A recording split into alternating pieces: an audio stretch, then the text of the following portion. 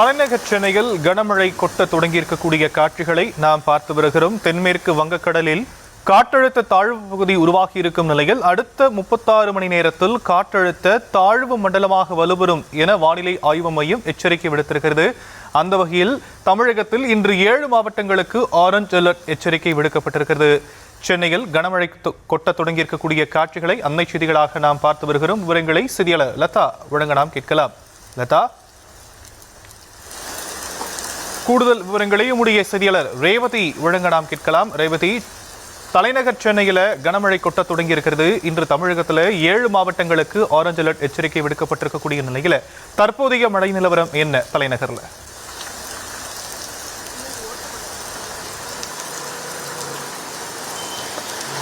வணக்கம். இன்றைய தினத்தை பொறுத்தவரை அதிகாலையில் இருந்தே பல்வேறு இடங்களில் சென்னையின் முக்கிய இடங்களில் தொடர்ந்து மழை பெய்து வருகிறது. குறிப்பாக கடந்த சில நாட்களாகவே வடகிழக்கு பருவமழை தொடங்கியதிலிருந்தே தொடர்ந்து தமிழகத்தின் பல்வேறு மாவட்டங்களில் மழை பொழிவு இருந்து வருவதை பார்க்க முடிகிறது. அவ்வப்போது மழை விட்டு பெய்து வந்தாலும் கூட வரக்கூடிய நாட்களில் மழையின் அளவு அதிகரிக்கும் என்று வானிலை ஆய்வு மையம் தரப்பில் தெரிவிக்கப்பட்டிருக்கிறது. அந்த அடிப்படையில் தென்மேற்கு வங்கக்கடல் பகுதியில் தற்பொழுது ஒரு காற்றழுத்த தாழ்வு பகுதி உருவாகி இருக்கிறது. அது தொடர்ந்து வரக்கூடிய 24 மணி நேரத்தில் காற்றழுத்த தாழ்வு மண்டலமாக வலுப்பெறும் என்றும் தெரிவிக்கப்பட்டிருக்கிறது. குறிப்பாக இந்த காற்றழுத்த தாழ்வு மண்டலம் உருவான பின்பு மழையின் அளவு தொடர்ந்து அதிகரிக்க வாய்ப்பிருப்பதாகவும் தெரிவிக்கப்பட்டிருக்கிறது. தமிழகத்தை பொறுத்தவரை பல்வேறு மாவட்டங்களிலும் குறிப்பாக நீலகிரி, கோயம்புத்தூர் உள்ளிட்ட மாவட்டங்கள், அது மட்டுமின்றி திருவள்ளூர், சென்னை, திண்டுக்கல் உள்ளிட்ட பல்வேறு மாவட்டங்களிலும் தொடர்ந்து மழைப்பொழிவு நீடித்து வருகிறது.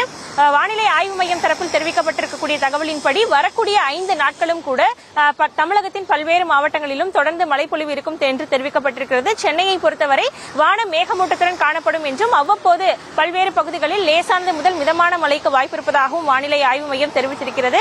தற்பொழுது நாம் சேப்பாக்கம் பகுதியில் இருக்கிறோம். இந்த பகுதியிலும் கூட சற்று நேரத்திற்கு முன்பும் வரை கூட மழை விட்டு பெய்து வந்ததை பார்க்க முடிகிறது. தொடர்ந்தும் மழை பெய்து வருகிறது. வானம் பார்க்கும் பொழுதே தெரியும் எந்த அளவிற்கு இருள் சூழ்ந்து காணப்படுகிறது என்று. அவ்வப்போது இருள் சூழ்ந்து மற்றும் மேகங்கள் கூடி மழைப்பொழிவு ஏற்பட்டு வருகிறது. குறிப்பாக இன்றைய தினத்தை பொறுத்தவரை 7 மாவட்டங்களுக்கு கனமழைக்கான எச்சரிக்கையும் கொடுக்கப்பட்டிருக்கிறது. மற்ற மாவட்டங்களில் லேசானது முதல் மிதமான மழைக்கு வாய்ப்பிருக்கிறது என்றும் தெரிவிக்கப்பட்டிருக்கிறது. நேற்றைய தினம் தீபாவளி பண்டிகை கொண்டாடப்பட்ட நிலையில் நேற்றும் பல்வேறு இடங்களில் மழைப்பொழிவு இருந்தது.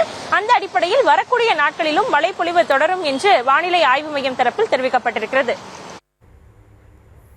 தற்போதைய விவரங்களுக்கு நன்றி ரேவதி.